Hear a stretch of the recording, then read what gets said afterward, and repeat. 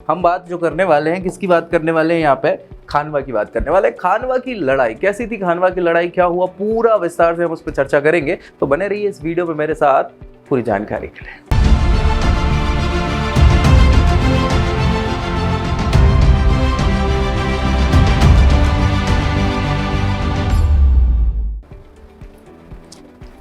देखो यहाँ अगर हम देखें तो सबसे पहले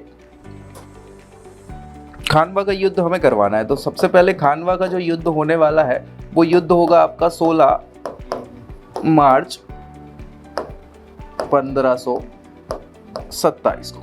16 मार्च 1527 किस किस के बीच में हो रहा है ये युद्ध?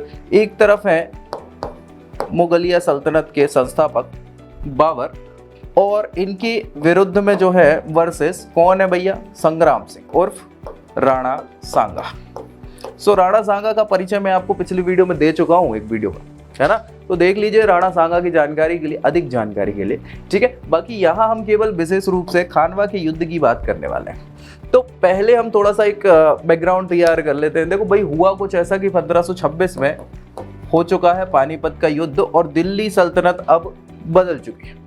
अभी तक 1526 के पहले या अप्रैल 1526 के पहले तक दिल्ली सल्तनत में क्या हुआ कर रहा था? लोधी डायनेस्टी चल रही थी, लोधी राजवंश चल रहा था और इब्राहिम लोधी यहाँ पे राजा हो रहा था, ठीक है। सो इब्राहिम लोधी के साथ ये था कि पहले से ही मनमुटाव किसका चल रहा था, जैसा आपको पता होगा या नहीं पता तो पुरानी वीडियो राणा सांगा के बारे में फुल 2 बना चुका हूँ, देख लीजिए उसको, ठीक है। सो भाई यहाँ पे क्या हो रहा था कि दिल्ली सल्तनत के जो सुल्तान थे इब्राहिम लोधी राणा सांगा, इन दोनों के बीच 36 का आंकड़ा पहले से ही चल रहा था, यानी लड़ाइयां हो चुकी थी। और अभी तक पलड़ा भारी किसका था? भारी था संग्राम सिंह उर्फ हमारे राणा सांगा का। इनका नाम अपने आप में लोगों को दहशत में डाल देता था। मतलब इनके दुश्मनों की बात कर रहा हूँ, और दोस्ती में तो फिर दिलेरी व्यक्ति से ज्यादा किसी में थी ही नहीं।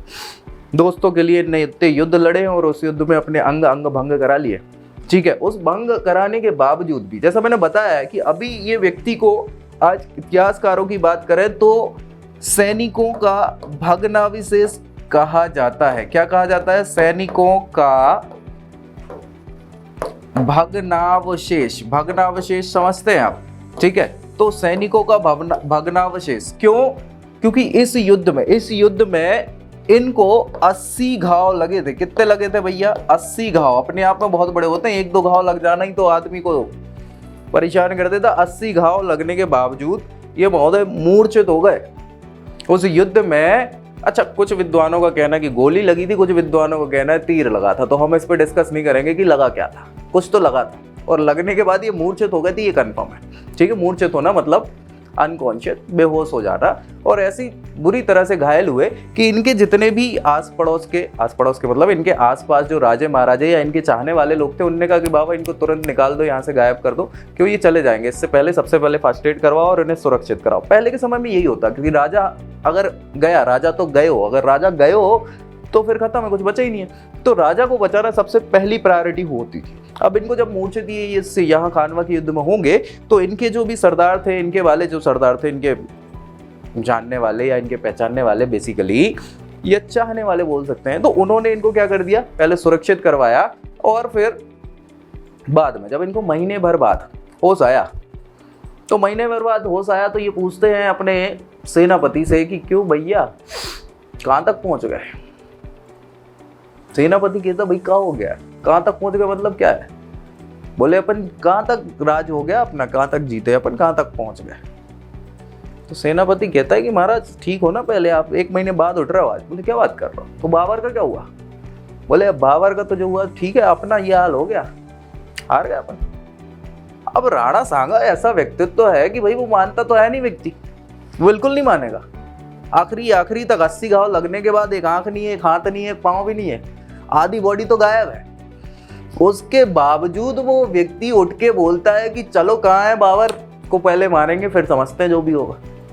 मानता ही नहीं है। फिर पता चला कि कहाँ है, मैदिनी राय से लड़ने पहुंच रहे हैं। चंदेरी का युद्ध होगा इसके बाद, खानवा के युद्ध के बाद, तो चंदेरी के युद्ध में पहुंचेंगे ये महोदय। अब ये मान ही नहीं रहे थे, इतने ज्यादा तिलमिलाए बैठे थे कि यार हम हार गए, ठीक है अलग चीज है, क्यों हारे, क्या हुआ, सारी कहानी अभी हम पूरी बताऊंगा आपको, युद्ध क्षेत्र भी दिखाऊंगा कि क्या कैसा हुआ, सारी चीजें युद्ध क्षेत्र में कैसे क्या बैटल हुई। तो भाई ये व्यक्ति नहीं मान रहे थे, तो फाइनली क्या है, इनके ही सरदारों ने फिर इन्हें जहर दे के मार दिया। ठीक है ना, 30 जनवरी 1528 इनके सरदारों ने जहर दे के इन्हें मार दिया कि ये व्यक्ति तो मर ही रहा है, हम और मर जाएंगे। मान ही नहीं रहा है किसी, तो ना चाहते हुए भी जहर देके इनको मार दिया गया और ये खत्म हो जाते हैं कहीं ना कहीं। अब वापस आ जाते हैं बैक टू द पॉइंट, इस खानवा की युद्ध में क्या हुआ, कैसे हुआ, सारी चीज। तो भाई हमने ये देख लिया कि इब्राहिम लोदी से पहले से ही टक्कर थी, ठीक है। अब क्या कारण था खानवा का युद्ध होने के पीछे, ठीक है, ये तो जा चुके थे इब्राहिम लोदी, तो समस्या होनी नहीं थी, लेकिन कारण कुछ ऐसे थे कि भाई कुछ विद्वानों का मानना है कि जब ये महोदय बाबर युद्ध कर रहे थे कहाँ, पानीपत पे, तो इन्होंने सहायता मांगी किससे, राणा सांगा से। कुछ का कहना है कि उनने मान लिया प्रस्ताव, कुछ का कहना है ठुकरा दिया प्रस्ताव। दोनों ही प्रस्तावों में हुआ ये कि ये गए तो थे नहीं सहायता करने, तो जब नहीं गए तो मान लिया था, जिन विद्वानों का कहना है कि मान लिया था इनने प्रस्ताव और नहीं गए तो भी विश्वासघात कर दिया, तो एक प्रॉपर पुख्ता वजह बनती है लड़ाई की कि भैया तुमने सपोर्ट किया नहीं, हम बच गए, अब तुम्हें छोड़ेंगे नहीं। दूसरा, कुछ लोग बोलते हैं कि मुंह पे ही मना कर दिया था कि भैया तुम आ काय को रहे हो, हम तो हैं इधर, काफी हैं, तुम मत आओ, लेकिन इनको तो आना था, ठीक है। तो अब भाई उसके चक्कर में ये हुआ कि कुछ लोगों को दिखाने के चलते कि भाई तुमने हमारा सपोर्ट नहीं किया, ये नहीं किया, वो नहीं किया, जब मुंह पे मना कर दिया तो कुछ तो बोलना पड़ेगा।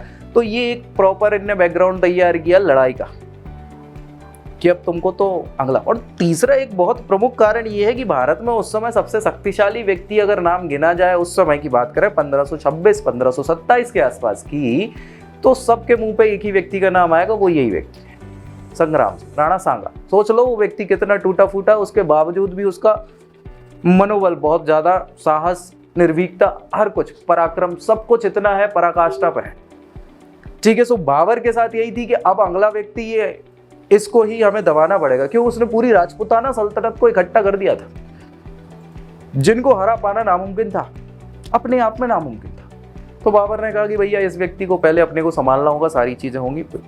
तो युद्ध के पहले क्या हुआ कि 1500 जैसे ही 1526 हुआ, दिल्ली सल्तनत इनके हाथ से निकल गई। किनके हाथ से, राणा सांगा के। तो भाई गुस्सा तो हो ही जाते हैं, ऑब्वियस सी बात है, मुगल थे ये, मुगल सल्तनत इनने स्थापित करी थी बाबर ने, तो इनने कहा कि भाई पहले तो अपन को, अब देखो दोनों तरफ का चल रहा है, बाबर चाह रहा है दिल्ली पे शासन करना या भारत पे रूल करना, तो उसको भी अपने जितने भी वो हैं विद्रोही या बोल सकते हैं अपोनेंट, उनको खत्म करना पड़ेगा। और ये शुरू से यहाँ से तो चल ही रहा है। संग्राम सिंह पहले ही दिल्ली सल्तनत चाहते थे, इब्राहिम लोदी से लड़ रहे थे, तो अब दिल्ली का सुल्तान कौन हो गया, बाबर हो गया, तो उससे लड़ाई वाजिब सी बात है। और दूसरी चीज की ये विदेशी व्यक्ति हैं, अभी अभी आए हैं, तो बिल्कुल बनता है कि भाई हम तो भारत के लोग हैं, विदेशियों को नहीं टिकने देंगे। तो यहाँ पे ये बिल्कुल पुख्ता माहौल बन जाता है किसका, युद्ध का। तो सबसे पहले क्या हो जाता है कि खानवा की युद्ध से पहले बैकग्राउंड बन जाता है। बैकग्राउंड कब बन जाता है, 1527 में ही, 1527 में ही, फरवरी के आसपास की बात है।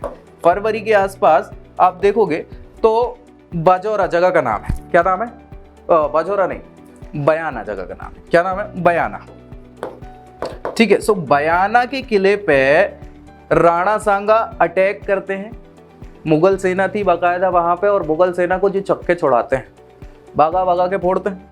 अब मुगल सेना ऐसी घबरा जाती है, ऐसी घबरा जाती है कि उनको तो नाम से डर लगने लग जाता है कि भैया एक तो दिखने में खराब था व्यक्ति, ऊपर से हरकतें तो खराब है, खूब मारा। तो ये सब पूरा आंखों देखा हाल बाबर को सुना रहे हैं, बयाना के किले पे कब्जा कर लिया भाई किसने, राणा सांगा ने। अब यार ये तो समस्या का विषय हो गया। तो बाबर ने कहा कि भाई ऐसे कैसे चलेगा। इनके सैनिक तो घबरा गए, बोले हमें रहना ही नहीं है भारत में, हम तो वापस जा रहे हैं, काबुल जा रहे हैं, अफगानिस्तान में रहेंगे, बढ़िया खुशी खुशी परिवार है हमारा, सब कुछ है, बढ़िया है, बाल बच्चे हैं, सब है, आपका क्या है, आप तो राजा हो, सबको यहाँ ले आओगे, सब व्यवस्था करा लोगे, हम लोग का क्या है। तो पूरी सेना में मनोबल टूट गया, किसकी, बाबर की सेना का। किस युद्ध से, बयाना के युद्ध से। अब बाबर की सेना के पास कुछ है ही नहीं, अब क्या करें, क्योंकि मनोबल गिरना यानी सब कुछ खत्म हो जाना। आदमी खुद से नहीं हारता, मन से हारता है, और मन हारा तो जग हारा। तो इनकी पूरी सेना हार गई अपने आप में मन से। क्यों, क्योंकि बयाना के युद्ध में जो भीषण मारकाट हुई है, या जिस प्रकार से हराया है किसने, राजपूतों ने, या बात कर लें सांगा की सेना ने, तो पूरी सेना, और ये चर्चे पूरी सेना में फैल गए कि भैया वो व्यक्ति तो मतलब अपराजित टाइप का व्यक्ति है, उसको तो हरा ही नहीं जा सकता। अब ये बड़ी समस्या बाबर की कि यार एक तो मनोबल हार गए, सेना ही हार गई, मनोबल अब किससे लड़वा लोगे आप। वो तो खुद से हार गए तो कुछ नहीं बचा। तो यहाँ पे एक चीज सामने आती है कि यहाँ फिर अब यहाँ ये युद्ध खानवा का युद्ध न रह के या राणा सांगा से युद्ध न रह के ये युद्ध कन्वर्ट हो जाता है यहाँ पे हिंदू मुस्लिम युद्ध में।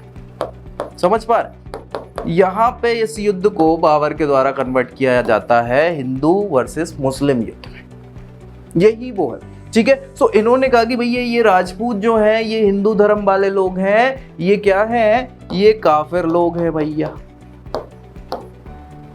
क्या है ये काफिर है, हिंदू लोग हैं, पूरे के पूरे काफिर हैं, और काफिरों को अपने को क्या करना है, सफाया करना है। और इन्होंने नारा दिया किसका, जिहाद का भैया। तो यहाँ क्वेश्चन पूछ लिया जाता है कई बार कि जिहाद का नारा कब दिया, किस युद्ध में दिया, किसने दिया। तो बाबर ने जिहाद का नारा दिया कि भैया जिहाद करना है।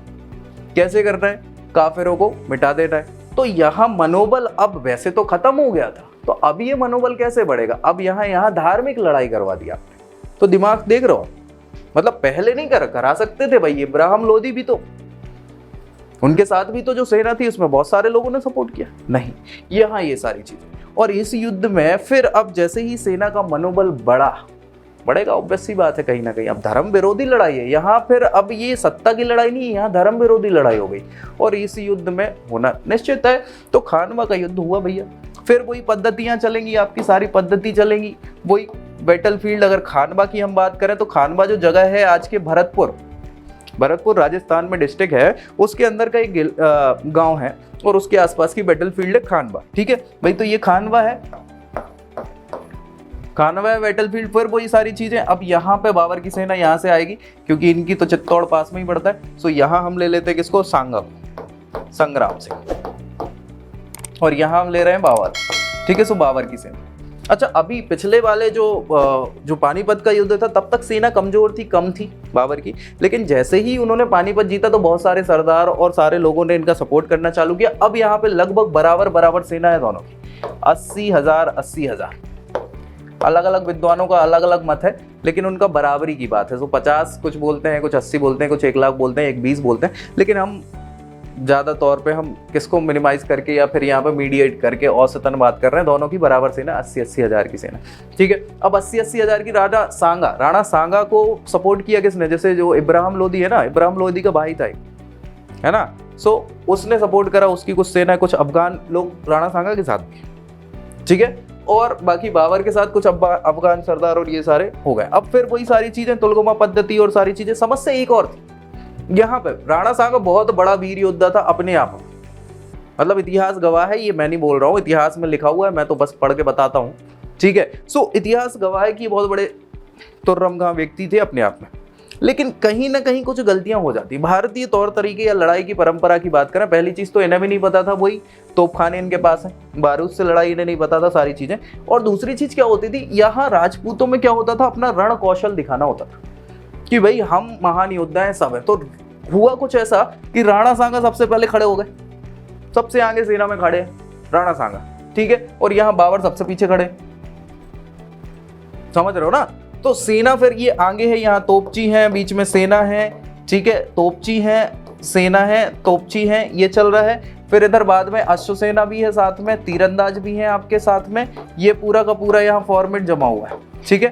पीछे खड़े हैं कौन, सुरक्षित घेरे में कौन, बाबर, ठीक है। अब यहाँ राणा सांगा है, यहाँ फिर इनकी हाथियों की सेना है, हस्ती दल है, ठीक है। फिर पैदल सेना भी है, इनकी अश्वरोहा सेना भी है, मतलब घोड़े वाली घुड़सवार सेना, सारी।